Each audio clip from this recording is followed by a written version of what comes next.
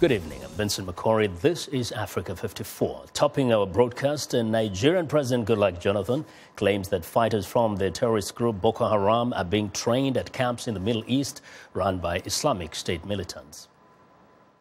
The training, yes, because some of the Boko Haram members go to have their training in the ISIS camps and come back.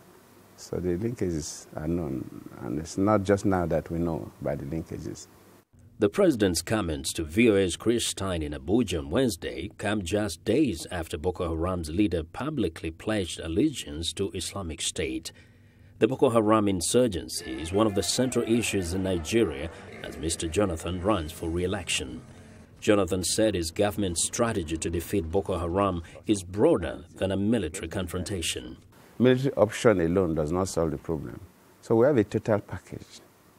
We have infrastructure upgrades, we have economic activities, agriculture and related programs, so that some of these young people will have what they could do. We are improving on the educational system. In Washington, the head of Nigeria's intelligence appealed to the U.S. and international community to share surveillance information it gathers on Boko Haram more quickly.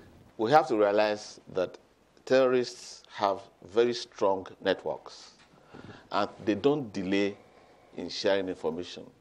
So it is absolutely important that all of us understand what I said, the need to share. Nigeria's Chief of Defense Intelligence said he is hopeful that the country's troops will win the battle with Boko Haram by March 28th election.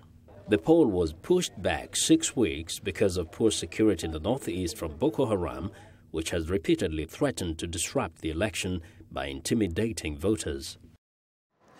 VOA's Chris Stein spoke at length with Nigeria's President Goodluck Jonathan on Wednesday, and he joins us live via Skype from Abuja. Good evening, Chris. Now, you had this lengthy interview. What are some of the other issues the president discussed with you?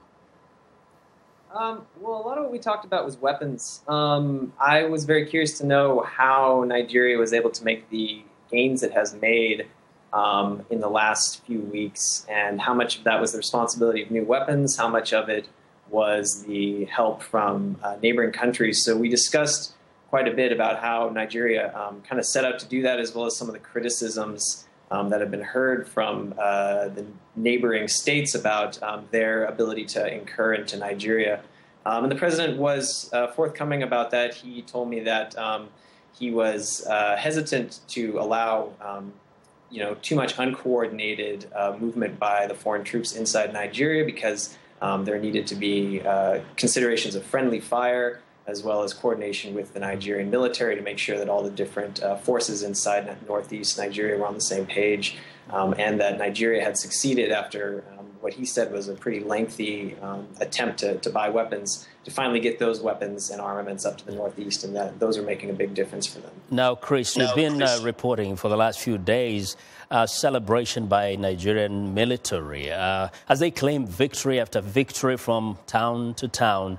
Are the citizens, do you get the sense that citizens are also as upbeat, especially in those affected areas, about improved security before the elections? Well, it's difficult to get a truly global sense of how all Nigerians feel, because I live in the capital, Abuja, and it's just sort of one drop or one part of a very, very large and very, very populated country. I think there are a lot of people here who were planning to not vote for Jonathan because of the issues of security. Given the fact that there have been some towns that have been claimed back by the Nigerian military and some successes against Boko Haram, it's possible that political support will swing back.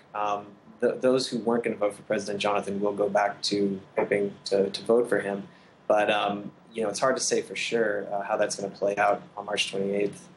Now, there has been what people say, a sighting of armed foreigners in the country, generating a lot of rumors, speculation that perhaps there could be guns for hire. What do we really know up to this point? Well, the president told me yesterday that there were indeed foreign contractors who were working in the Northeast, and they were there to train the Nigerian army and military on how to use the new equipment that had been bought. And they had to do this because they simply didn't have time to train them outside of the Northeast.